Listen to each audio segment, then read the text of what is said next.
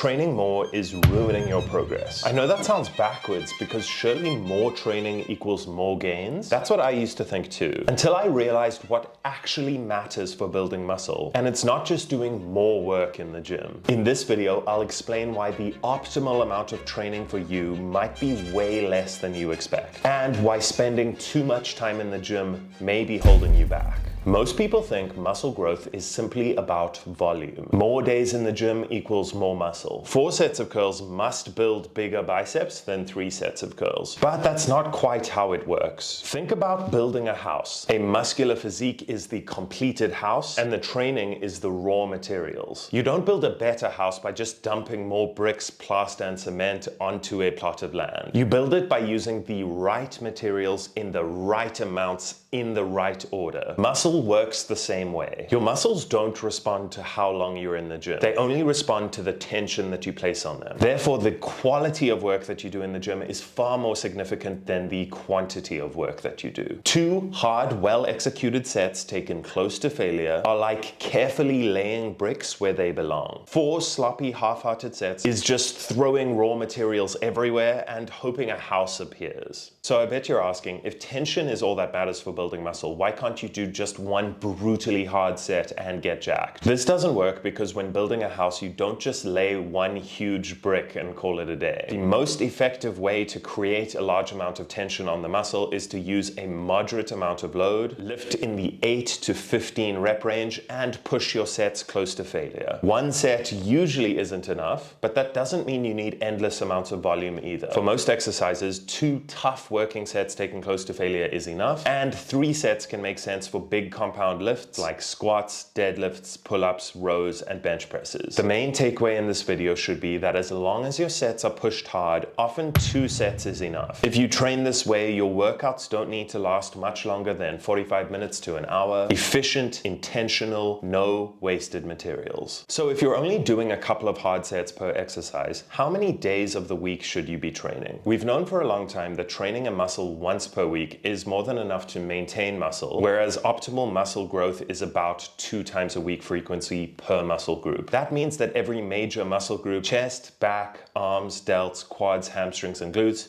should be trained twice weekly. With 2 times a week frequency and sensible training volume, most people will land in a 3 to 4 workouts a week sweet spot. This is enough stimulus to grow and enough recovery to actually adapt. Just like a house needs time for the cement in the foundations to set, your muscles need time to recover and rebuild. I'd suggest doing a 4 times a week upper-lower split or a 3 times a week full body split. A simple plan that you can stick to often works best. Most people who want fast results massively overextend themselves. I used to train 6 days a week, sometimes twice a day, thinking more effort equals faster progress. Building muscle isn't about frantic activity. It's about progressive, consistent tension over weeks, months, and years. The best house isn't the most complicated build. It's the one that's built properly, step by step, and holds up over time. And the best training frequency is the frequency that you can stick to. As I said, for most people, that's 3 to 4 workouts a week, something sustainable even when life gets busy, because consistency beats short-term intensity every time. If you want to build muscle efficiently, here is what actually matters. High tension, not high volume. Training each muscle group twice a week. Consistency over the long term. It's not necessarily about doing more work. It's about doing the right work in the right amount, and then giving your body the time to recover and rebuild. And if you enjoyed this video, please like and subscribe. Also, I love hearing from you in the comments, so if you have any comments or questions, please leave them in the comment section below. If this is all making sense in theory, but you want some actionable one-to-one advice on how to actually implement these changes into your fitness, the applications to work one-to-one with me are in the first link in the description. And check out this video next, where I show you my exact strategy for getting rid of a skinny fat physique as fast and sustainably as possible.